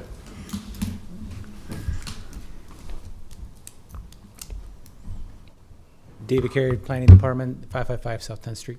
Mr. Curry, thank you for coming forward. I want to springboard from something Councilwoman Ward said about the neighborhood letter we got. Last week I asked you about, and you told us that we received 209 comments on the website and asked for kind of a summary of what those were. We had a conversation. Was the 600 feet language part of that online survey conversation for the neighbors? So the survey, I would say, just to make sure we're clear, it was I think 207 and 209 completed online surveys. So not necessarily all comments, but completed surveys. And so what I shared last week was there were two things really rose to the top as a result. That there was the desire to not limit the STR use to require the residency requirement of the operator. And then also that there were a number of items that folks were concerned with, and that included noise, nuisance, and parking. So those are the items that really rose to the top in the results of that. And that second item is what kind of led to the 600-foot spacing? Was that fair for me to make that leap, or am I being too generous? Yeah, I wouldn't say it was a direct line. I think we subsequently did quite a bit of research and looked at other communities and what they've done. So there's a range of items. There are communities that do not have any of these restrictions. There are communities that have much more stringent restrictions than what we've been discussing. So we kind of took the world of that information and tried to come up with the best solution to the Lincoln topic of short-term rentals. So one last one. So we asked the public to weigh in. They gave us some responses. You took the responses and tried to craft something that was fair, balanced, and included everyone's input. Yes. Thank you. Any further discussion to Councilman Beckius? I too will be supporting the removal of the 600-foot spacing requirement with the follow-up of an intensive review after 1 year period, so that we can move from anecdotal information to data-driven information as it will be collected by the third-party software vendor that will be put to use during this process for the first year. I'm very anxious to see those results. I think, as Councilwoman Ward appropriately addressed, there are neighborhoods in our community that are have been vocal in saying they have been negatively impacted by short-term rentals. So I think that a comprehensive review after a year of time makes good sense, especially when we have data to back that up too. So is that a motion to amend the amendment, or is that included in one of the other motions? No, no. We will simply follow up, and the director of public safety, or excuse me, building and safety, will be following up with us in due time. Any further discussion on Councilman McGinnis's motion to amend? No, sir. Okay, seeing none, may we please have a roll call vote on Councilman McGinnis's motion to amend? McGinnis, Yes. Ward, No. Raybold, Yes. Washington, Yes. Schob, No. Beckius, Yes. Bowers. No. Motion carried 4-3. Okay, we're Thank back. you. That was a nice, healthy conversation. Yeah. I think everybody's opinion got We're not put out done there. yet. Oh, crap. So now we're back at the main motion. Any Councilman McGinnis? Yes, I have a motion to amend number 2 that you should have on your desk here. Page 12, line 1 through 3? Yeah. Okay. And we're just checking with legal that if this does remove the 10% cap, and I have a question for, I need a second. Second, Beckius. Seconded by Beckius. Okay. I have a question for council. Would like to come up. I didn't see, we talked about having this just apply to commercial districts, everything outside of the R zone. Does that do this? And it keeps the 10% cap in any residential zoned area. Okay, so I think you have 2 in front of you. Motion to amend number 2 removes the 10% cap completely. Motion to amend number 3. Yeah, I lost that. Yeah, where's 3? Oh, here it is. Is the 10% cap for multifamily properties in our districts only? That's okay. So the one Now I that we need have to removed is remove- the 10% cap altogether. I'd like to remove my motion to amend number 2. So you're removing your motion to amend number 2? Green. Okay.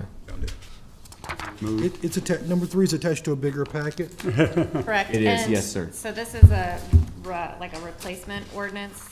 So what's attached will replace what's been introduced, but what's attached already assumes the 600 feet spacing removal. Okay. If that's clear. So I'd like to make a motion to amend number 3. 3. Second, Beckius. Moved and seconded by Councilman Beckius. Can you explain that a little bit to us? I mean, it's removing the 10% cap from any commercial areas, correct? Well, that's the effect. The way it's phrased is that there is a 10% cap on multifamily properties in the R districts. So by virtue of that, they would be permitted in the commercial districts. In non-R districts. I understand. So number 2 just went away altogether. We're skipping. Correct. Okay. Just, Yeah. yeah, whoops. A mulligan. Any further discussion on Councilman McGinnis's motion to amend? Councilwoman Washington, we'll just go down the line. Thank you, Mr. Chair. I am going to support the motion to amend to retain a 10% cap only in residential districts. I think it is important that in order for neighborhood stability to make certain that, especially shoe in or slip in, multifamily units or projects don't end up being 50%. I think that would have a negative impact on the community. But in commercial zones where we have high-rise condominiums and condominium associations who already have a series of rules and regs for their members, I would like to leave it to the condominium association to make a determination about how many of their units they want to be in short-term rental or not. Any other discussion or comments? Nope. Okay. She said, what she said was good. Can we please do, seeing no further discussion or comments, can we please do a roll call vote on Councilman McGinnis's motion to amend? McGinnis, Yes. Ward, Yes. Raybold, Yes. Washington, Yes. Schob, Yes. Beckius, Yes. Bowers. Yes. Motion carried 7-0. And main motion. Now we're back to the main motion. Any discussion or comments on the main motion? Nope. You sure? Okay, I'm just Which is- making sure that I got all the. So this Councilman main Cho. motion is the motion that we just substituted in for. It might be. It has the 600 feet spacing removed and the 10% cap only in residential neighborhoods, only, which are mostly the older existing neighborhoods where we've heard most of the concern. Most, yeah, I'm sorry, yes. I'll stop talking, you talk. Go. Thank you. I would just be cautious about where we've heard most of the concern. It's not, I mean, Fallbrook, Capitol Beach, older neighborhoods. Thank you. Thank you, I appreciate that, yes. Thank you. Any further discussion or comments on the main motion? Okay, seeing none, may we please do a roll call vote on the main motion with the motions to already amended into it? McGinnis, Yes. Ward, Yes. Raybold, Yes. Washington, Yes. Schob, Yes, Beckius, Yes. Bowers. Yes. Motion carried 7-0. compromise, look at us. Item 7E is amending Chapter 3.28 of the Lincoln Municipal Code relating to hotel occupation tax by amending Sections 3.28.020 entitled Definitions to amend the definition of hotel to include lodging facilities including one or more rooms and to include short-term rentals within the definition of hotel and repealing Section 3.28.020 of the Lincoln Municipal Code as hereto existing. Introduced by Washington. So moved. Second. Moved and seconded by Councilwoman Raybold. Any discussion? Councilwoman Raybold. Well, I think Councilwoman Washington made a good point. To be honest with everyone, we've all used short-term rentals as we've gone on vacation. I've used them here in Lincoln when my husband was coming back from Spain last year in March of 2020. We knew he was exposed to COVID, and we knew we had to quarantine him. We quarantined him in a lovely neighborhood.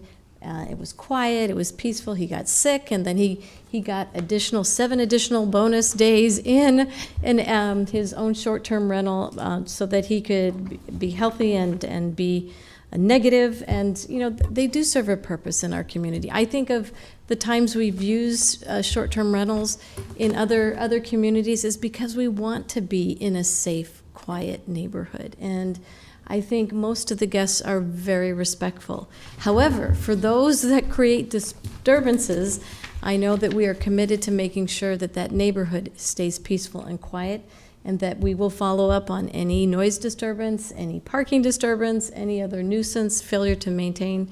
I think that's a commitment that the City Council is making, and Councilmember Beckius said it the best. We're going to watch and look at and review the data to make sure that we have done the right thing. Any further discussion?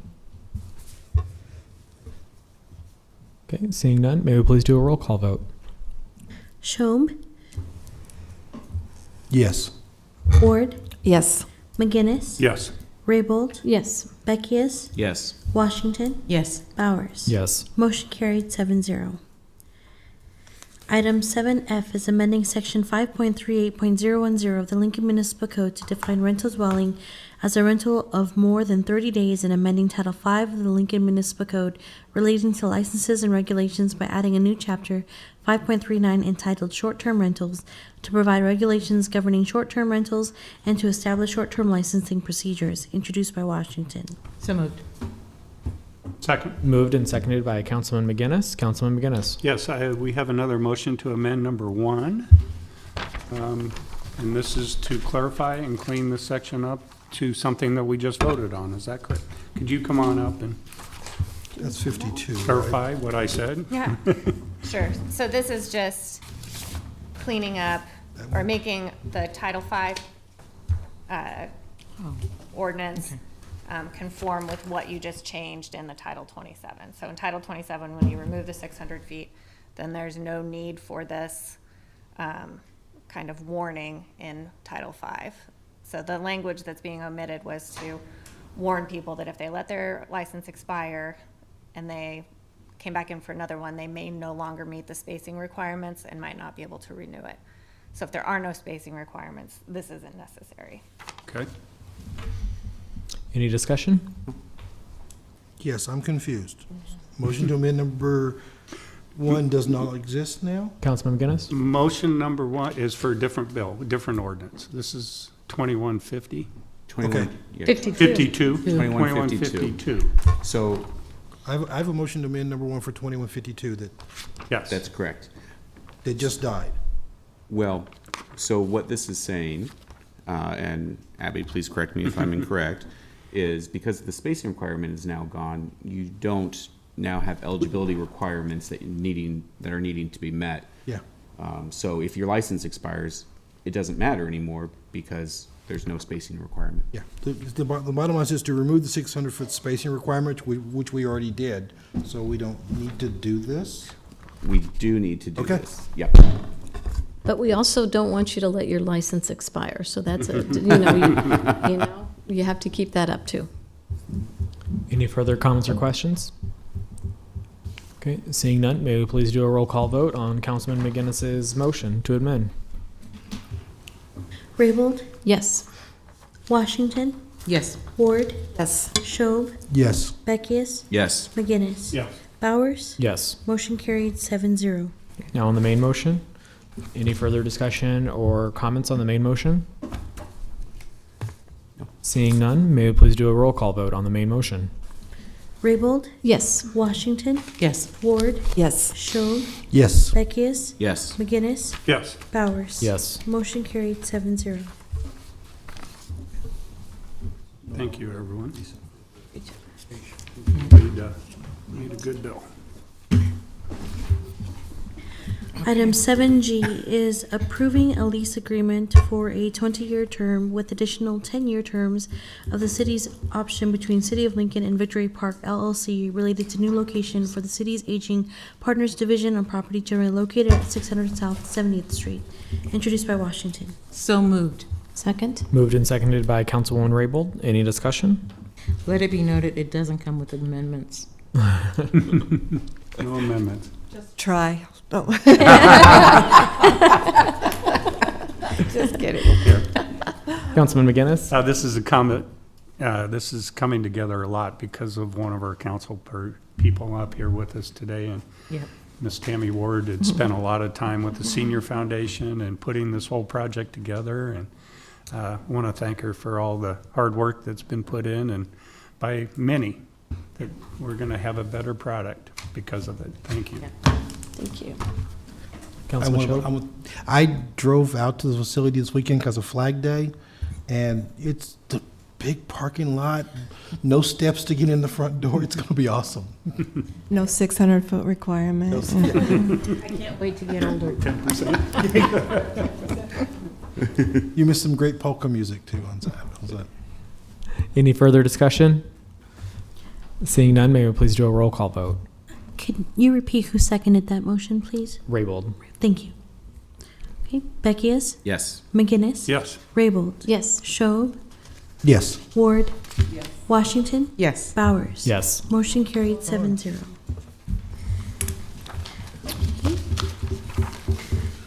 Our next section is resolutions. First reading are items 8A through 8D. Ordinances first readings is section 9, items 9A through 9F. And section 10 is our pending list, items 10A through 10C. We are now at the public comment section of our council meeting. Anyone wishing to address the council on a matter not on the agenda and is not planned to appear on a future agenda may do so now. Individuals are allowed a total of 5 minutes to speak, regardless of the number of topics they wish to speak on. Please, when you come up, say your name and your address. You'll hear a buzzer go off when you've hit the 4-minute mark, meaning that you'll have 1 minute left. So if there's anyone here that wishes to speak to the council, now is the time to do so.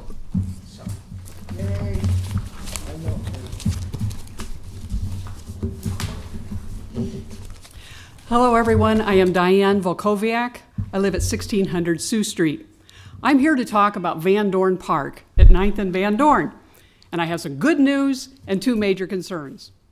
The good news is that this park, which has been sadly neglected for years, is coming back to life, largely due to citizen efforts and the Indian Village Neighborhood Association, which raised $11,000 for improvements. In the past year, Van Dorn Park has gotten a new playground and other amenities, a 2-mile mountain bike trail, and beautification with a pollinator project. Combined with its popular rental shelter, Van Dorn Park is a community park that draws people from across Lincoln, and as well as out-of-town visitors who drive by on Highway 2. Van Dorn Park will celebrate its 100th anniversary on August 8th. Music, refreshments, speakers, and dedication of a plaque honoring William T. Van Dorn, whose nursery land was the origin of this park a century ago. You're all going to get invites, so mark the date, August 8th from 2 to 4. I've located the 6 great-grandchildren of Mr. Van Dorn, and we're hoping that a family representative will be able to attend. A lot of work still needs to be done at the park, and today I'm focusing on 2 main issues. For decades, access to the park has been difficult and dangerous due to people having to cross Highway 2. The South Beltway is finally nearing completion, and the stretch of highway adjacent to the park will become a city street. Now is the time to start planning for a traffic signal at 10th and High Street. It's in the city bike plan, and it's badly needed. To connect the Busalis and Bison trails, which are only a few blocks apart, to provide better access to the park and the nearby businesses, and for the safety of cyclists, pedestrians, and motorists. The second concern, a few years ago, Parks and Rec began using the west side of the park as a material storage area. It started with a few piles of dirt and wood chips, but it's grown to consume 5 acres of parkland, killing off park trees and laying waste to nearly a fifth of the park. It's not just huge piles of manure and dirt and wood chips, but weeds and dead and dying trees, trucks and heavy machinery rumbling in and out of the park, a towering pile of concrete rubble, asphalt, and street sweepings, which I've seen contain litter, syringes, and condoms. Just what you want in your park. After recent improvements, Van Dorn Park is now attracting a lot of people. We have young kids cycling and playing next to this dump. It was terribly embarrassing when a descendant of Mr. Van Dorn toured the park last month. It's not only an eyesore, it's a hazard, a liability, it attracts unwelcome activities, and it's not what the land was intended for. In 1961, Mr. George Holmes, a prominent Lincoln citizen after whom Holmes Lake Park is named, gave $100,000 to the city to purchase the land on which the storage site now sits. That's not how he envisioned the land would be used. Parks and Rec was expanding even further, scraping out vegetation and marking healthy park trees for removal. After talking with Lynn Johnson, I was able to save 2 beautiful oak trees, and Park and Rec closed one of the truck access roads they cut into the park and is holding off further expansion. This is appreciated, and Lynn's been great, but he can only do so much. He needs a place to store stuff, and the city needs to find an appropriate location for the material storage area used by Parks and Rec and LTU. It does not belong in Van Dorn Park. I sent you emails with photos this morning. Thanks to those of you who have already responded. I hope all of you review the information and follow up on the concern. Maybe something's already in the works. If so, that's great. I hope it speeds along. If not, please help Parks and Rec find a new storage area. Thank you. Thank you so much. Are there any questions? Thank you so much for coming out. Is there anyone else who wishes to address the council at this time?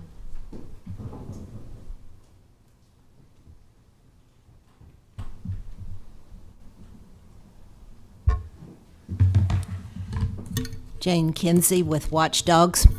This doesn't necessarily just for the council, but it's for the public. since Lincoln Journal Star won't print any letters from moderate or conservative people. So I'm using this forum to speak to the public who will view this diversity.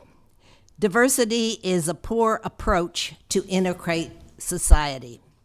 It fails miserably, one article in Forbes magazine points out.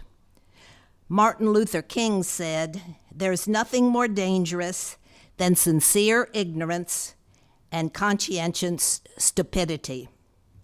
Why does it fail? It draws over attention to a problem. It divides society into classes and increases prejudice even more among society's members. And the statistics do not bear it out. Look at Lincoln's statistics that are valid to 2019. Blacks were 4% of the population. Asians were 4%. Hispanics were 8%. Altogether, 16% is still a small minority of a white and mostly employed and owned homes of 57%. Lincoln poverty is 13%, but most of those are poor whites. Diversity on a national level is not needed either. Those statistics say 70% white, 13% black, 18% Hispanic, 6% Asian, and the poor community is 10.5%. The income median is 51% in Lincoln. Nationally, it is 63%. This is a poor community. The premise of a developed society still holds to hire the best person with training and production for the job. In sports, we do that. No diversity. In 2019, the NBA had 77 blacks, 18% whites, and 3% Hispanics. The NFL had 70% blacks, 27%, while of course some majority, and 27% white. Of course, some majority have sympathized with this idea, and media hype for diversity, which has influenced Lincoln, has been promoted.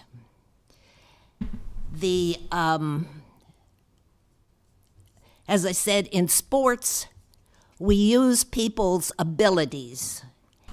Therefore, we need to do that in a regular hiring in the government and also in private area.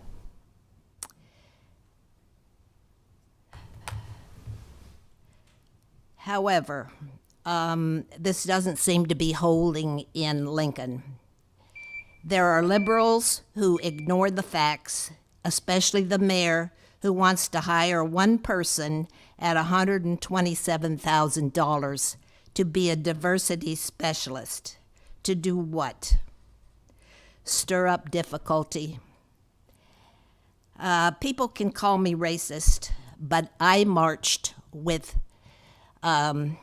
in sympathy with Martin Luther King, and I stood up for black people when segregation ruled the South, at much detriment to my own personal well-being. There's time for people to stand up against the peer group and use good sense. Is there anyone else who wishes to address the council at this time?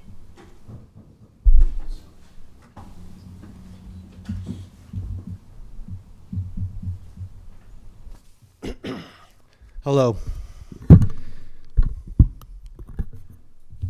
My name is John Irons, and I live at 328 North 33rd Street. I'm here to represent myself, and I thank the City Council again for their time today. I'm here to discuss COVID and the situation of vaccines. Before I start, I'd like to make it perfectly clear that I am not anti-vax, and I understand how science works, and I'm hoping that everyone else here listening does. Last time I addressed this council on May 10th, I spoke about how the Lincoln mask mandate needed to come to an end because it was causing more harm than good. In the weeks since then, Lincoln has ended its mandate and life has returned to normal. There hasn't been an increase in COVID cases, and that's a good thing. Today, I'm urging the City Council, Mayor Baird, the state unicameral, and Governor Ricketts to act on vaccination policies that protect the rights and privacy of Lincolnites and all Nebraskans. To be clear, the vaccines created by Pfizer, Moderna, and Johnson & Johnson are not vaccines. They are mRNA gene therapies. They were produced in under a year through Operation Warp Speed and have not been thoroughly tested like past vaccines. They are not approved by the FDA, but only given emergency use because we have been told that there are no other treatments for COVID. That is a lie, proven by doctors around the world, and the companies that make these products are criminal organizations. I am not kidding. Pfizer alone has been found guilty of scientific fraud, bribing doctors, and racketeering. They have paid the biggest settlements in history due to their illegal actions. They've had to pay over $8 billion in penalties. Moderna and Johnson & Johnson have never had a product approved by the FDA, and they still don't. Johnson & Johnson was recently denied by the Supreme Court their appeal of $2.1 billion in damages, being found guilty of having asbestos in their talc powder products that caused ovarian cancer in women. On Friday, the FDA forced Johnson & Johnson to throw out 60 million doses of its vaccine over contamination concerns and distributed 10 million doses with a warning that the FDA could not guarantee that they were produced using correct manufacturing processes. Rashes, Bell palsy, strokes, miscarriages, and death have all been caused by these products.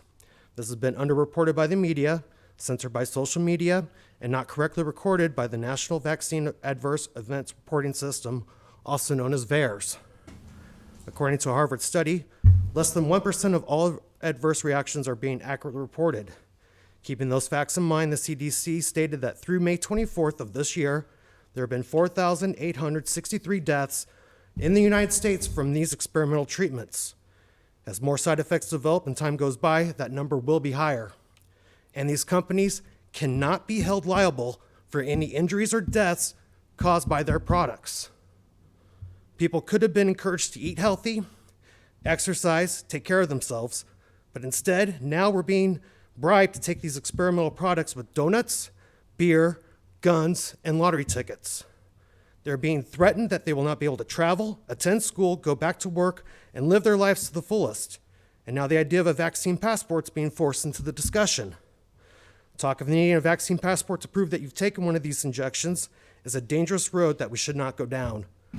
Already, our local schools have decided that this coming fall, students that have not taken one of these experimental drugs will need to wear a mask when in school.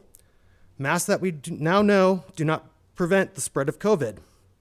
What is the next step? Separate classrooms? Separate lunch periods? Separate busing? Separate water fountains?